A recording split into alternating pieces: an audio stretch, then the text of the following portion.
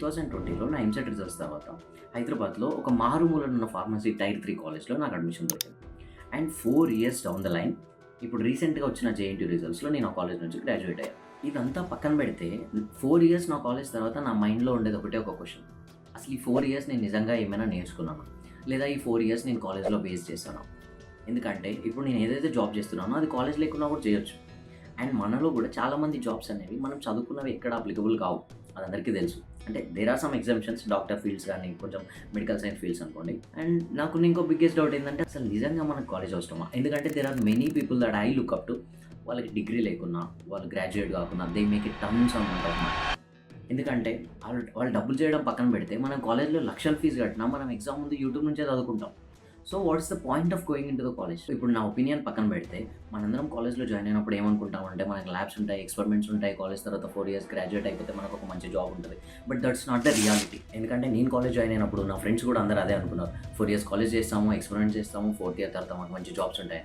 But ఇప్పటికీ ఎవరికీ job లేదు. గ్రాడ్యుయేట్ అయిపోయి 3 మంత్స్ అవుతుంది. చాలామంది ఇంకా జాబ్స్ కోసం వెతుక్కుంటున్నారు, లేదా వాళ్ళు వేరే ఫీల్డ్‌లో జాబ్స్ ఆల్రెడీ స్టార్ట్ చేసేసారు. సేల్స్ అండ్ మార్కెటింగ్‌లో. మనం ఇక్కడ ఒక సింపుల్ థింగ్ అర్థం చేసుకోవాలి. నువ్వేం అవ్వాలనుకుంటున్నావు, లైఫ్‌లో ఎంత సంపాదించుకోవాలనుకుంటున్నావు అనేది కాలేజ్‌కి సంబంధం లేదు. And they don't care. వాళ్ళు ఏదైతే చెప్పాలో they will teach and rest is on us. నేను చెప్పేసి కాలేజ్ వేస్ట్, కాలేజ్‌లో జాయిన్ అవ్వకండి, డ్రాప్ అవుట్ తీసుకోండి అని చెప్పట్లేదు. College is good. మంచి మంచి జాబ్స్ ఉంటాయి కొన్ని కాలేజెస్‌లో. నాకు పర్సనల్‌గా తెలిసిన కొందరు పీపుల్ కూడా దే ఆర్ డూయింగ్ 9-5. మంచి జాబ్ ఉంది, మంచి స్టేటస్ ఉంది, మంచి ఇన్‌కమ్ ఉంది. And they are very happy. So ఇక్కడ నేను కాలేజ్ డ్రాప్ తీసుకోండి లేదా కాలేజే వేస్ట్ అని చెప్పట్లేదు. It's my personal opinion. 2024లో నిజంగా కాలేజ్ వర్తా కాదా అని చెప్పే ముందు ఫస్ట్ నేను నా ఒపీనియన్ చెప్తా. కాలేజ్ నాకు ఎందుకు వేస్ట్ అనిపించిందంటే ఫస్ట్ థింగ్ టైం కన్జ్యూమింగ్. నేను కాలేజ్ వెళ్ళి రావడానికి నాకు జర్నీ 4 అవర్స్ ఉండేది. అండ్ ఇంకా కాలేజ్లో నేను ఏదైతే స్పెండ్ చేసిన టైం ఉందో 6-8 అవర్స్, అక్కడ నేను ఇచ్చే టైంకి నేను నేర్చుకునే దానికి చాలా డిఫరెన్స్ ఉంది. సెకండ్ రీజన్ వచ్చేసి అసైన్మెంట్స్.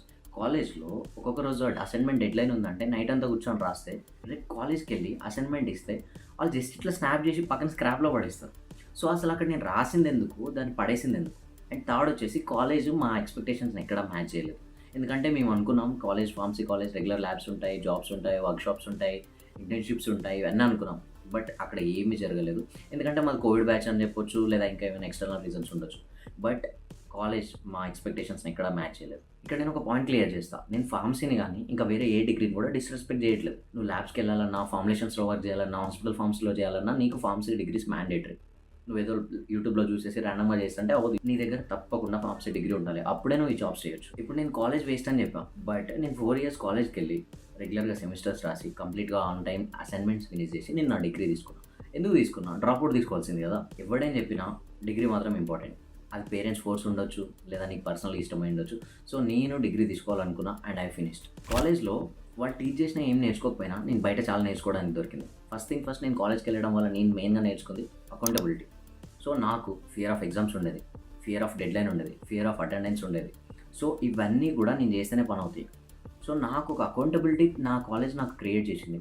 ఎందుకంటే నువ్వు ఈ టైంకి కాలేజ్కి రావాలి, ఈ టైంకి కాలేజ్కి అసైన్మెంట్స్ ఇవ్వాలి. ఇవన్నీ కాలేజ్ లేకుండా, డెడ్లైన్స్ లేకుండా ఇవన్నీ చేసేవాడిని కాదు. సో ఫస్ట్ నాకు కాలేజ్ బెనిఫిట్ చేసింది, నాకు ఒక మంచి అకౌంటబిలిటీ ఇచ్చింది. సెకండ్ మెయిన్ బెనిఫిట్ నా కాలేజ్లో అయింది నెట్వర్కింగ్. సో నేను ఇంతకుముందు నా ఇంటర్మీడియట్ కాలేజ్ కుక్కట్పల్లిలో చేశాను.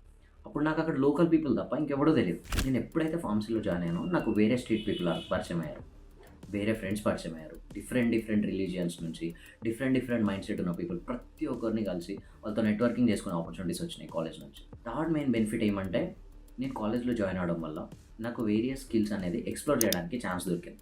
వీడియో ఎడిటింగ్ కానీ, డిజైనింగ్ కానీ, మార్కెటింగ్ కానీ, సేల్స్ కానీ, ఇట్లా వేరే స్కిల్స్ అని నేను ఎక్స్ప్లోర్ చేయడానికి నాకు మంచి టైం దొరికింది. సో ఆ టైం యూజ్ చేసుకొని నేను మంచి స్కిల్స్ చేసుకొని ఫ్రీలాన్సింగ్ కూడా చేసాం. ఇప్పుడు మనం లాస్ట్గా అసలు కాలేజ్ నిజంగా పడతా అంటే సింపుల్గా అసలు ఎడ్యుకేషన్ అంటే నువ్వు బుక్లో చదివిందో లేదా నీకు వచ్చిన మార్క్స్ కాదు. It is behind that marks, it is behind the college. Education is what you learn. So నువ్వు ఏం నేర్చుకుంటావు అన్నది ఇంపార్టెంట్. కాలేజ్కి వెళ్ళిన 4 ఇయర్స్ ఆ డిగ్రీయే పట్టుకొని నువ్వు బయటకు వస్తే, ఎందుకంటే ఆ డిగ్రీ కొన్ని సంవత్సరాల నుంచి అందరికీ అదే టీచ్ చేస్తున్నారు. అండ్ అందరికీ అవే స్కిల్స్ వస్తే జాబ్స్ ఆబ్వియస్గా రావు. అసలు నిజంగా కాలేజ్ వర్తా కాదా అని మీ ఒపీనియన్ కింద కామెంట్ చేయండి.